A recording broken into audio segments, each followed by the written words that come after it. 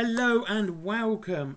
I am Raziel, and today I thought, I like a good starter set. I think they're fun. They're a good way of increasing your army, starting a new army, or just trying to find some new models to paint and build.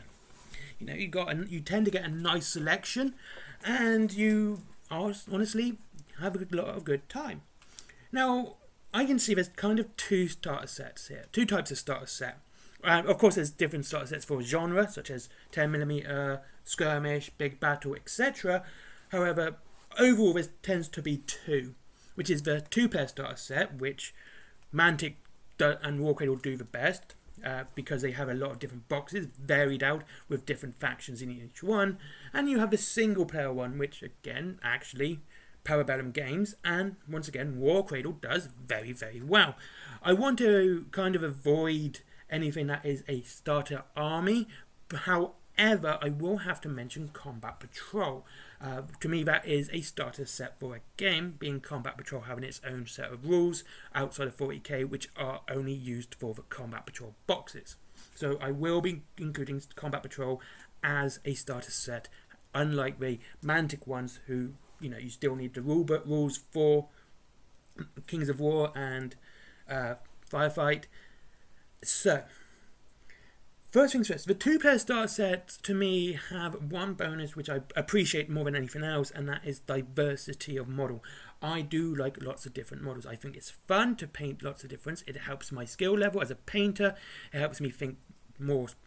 It helps me think differently while building as well, because even you could have two human factions and you could end up building them differently anyway. And I think that's really interesting. And so if we talk about the Wild West Exodus one, Showdown at Retribution, a fantastic starter set, a review coming up next week, we can see that, there's lots of different models there. You can have up to 4 different units for Union and 4 different units for the Enlightened, plus the HQ named characters.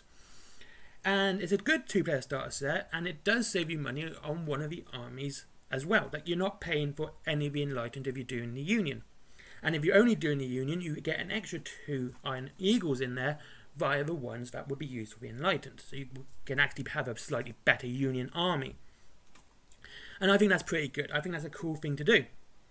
And when, such as the Mantic, like I said, and Warcradle, again, doing different boxes for Kings of War, Firefight for Mantic, and Dystopian Wars. And maybe Armoured Clash. I would like to see it happen for Armoured Clash as well. It's hard to pick a two-player starter set where an army doesn't appeal to you. And that's to me is really cool.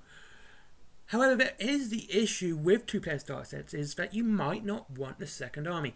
Now, most people could assume, and you can say, well, you could sell the other half, which is never guaranteed, by the way, or you could go halves. This is just for one person here. You might not want the other army. So you will end up with a lot of models you do not want. You might not ever have a plan to paint them, build them, etc. All you're going to have is these models, which is okay. That's fine. You might, just stick them in your bits box and use them for, gubbins and stuff for scenery. Yet they are going to be there, so you're not going to use them. Whereas, obviously, in the one-player starter sets, such as the posses for Wild West Exodus and the Combat Patrol boxes, you get the army you want. You're not going to have any extra models or units that you're never going to use. Well, opposing units you're never going to use in your game. So you're not going to have a lot of, let's say, extras for your collection. You're just going to have exactly what you want, and I think that's absolutely fantastic. I like that too. I like that idea too, and I like a lot that a lot of companies are going down this route now. Warcradle started doing it with Armoured Clash. We're seeing these big battle groups coming out. We've got 3 now. We got 3 coming, a third one coming, I should say.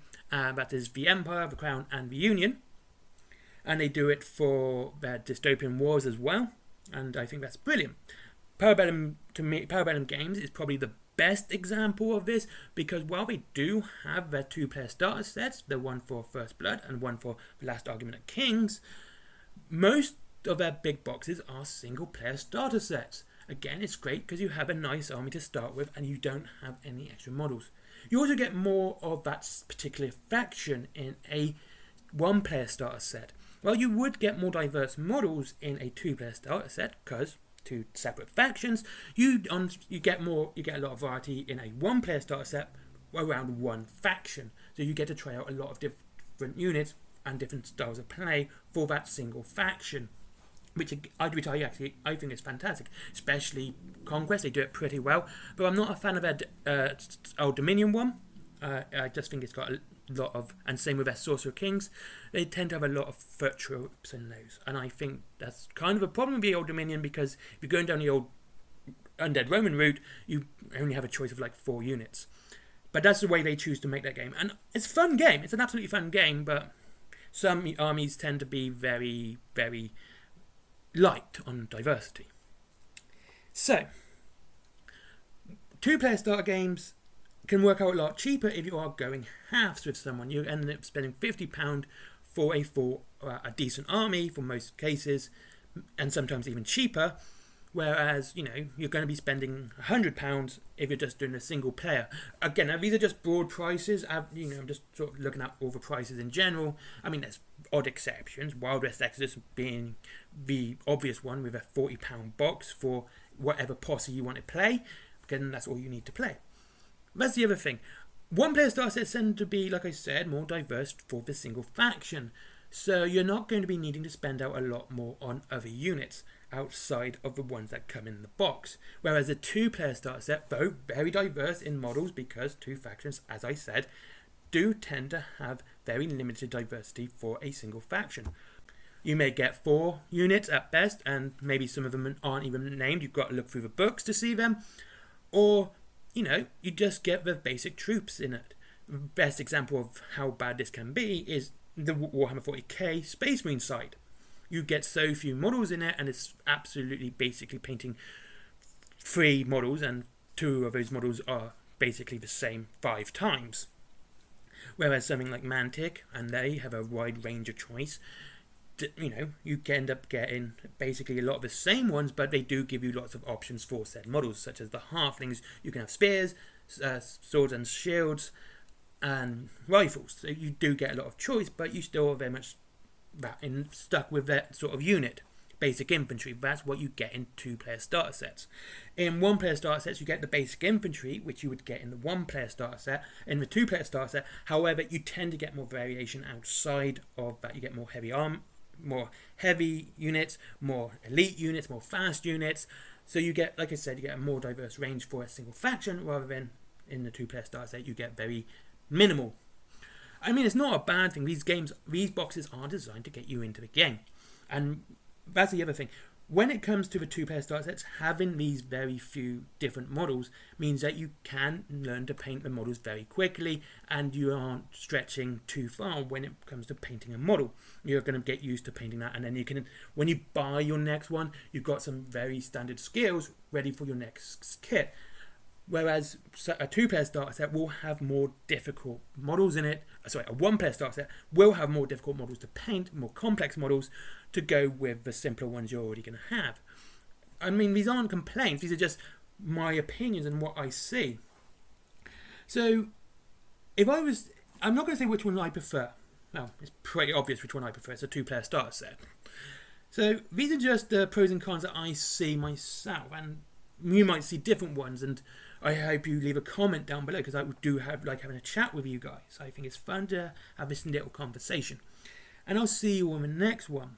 I hope you're having a lovely day. Anyway, if you wish to save money on your wargaming, as always, there is Wayland Games down below. Save up to 20% off your wargaming and free delivery after £20. They are very good at selling Warcradle because they own a company. It's their sister company or something like that, and you can get loads of their stuff there. Unfortunately, there is no discount. I'm sorry. Anyway, and there's Forbidden Planet comics, DVDs, mangas, etc. There's my merchandise, my comics, there's Skyforge, never forget Skyforge, and finally, Patreon, because business. Bye-bye.